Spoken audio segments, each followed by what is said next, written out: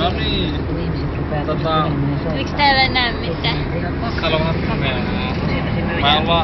Kello on 11.43 ja me ollaan menossa palauttaan leffaa, joka olisi pitänyt palauttaa eilen 7 mennessä. Saa nähdä paljonko tästä tulee maksuja, mutta se nyt ei vielä mitään verrattuna siihen, että... Laita valoa.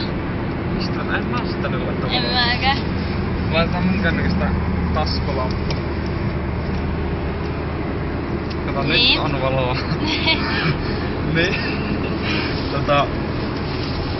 Laitetaan... Noin, nyt on valaistus kohdillaan. Niin, että se maksu mikä tuosta leffasta tulee, niin se nyt ei oo mitään verrattuna siihen, että miten hyvin meidän Interrail-reissu lähti Mikon kanssa käyntiin. Eli meillähän oli tarkoitus lähteä huomenna lentämällä Lontooseen. Sitten Mikko soitti mulle tossa ehkä puolisen tuntia sitten, että meidänkin lennot olikin varattu tälle päivälle.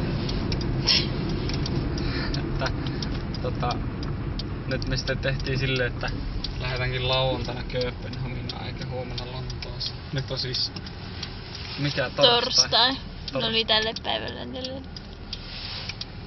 Joo. Saa nähdä mitä tästä reissusta tulee.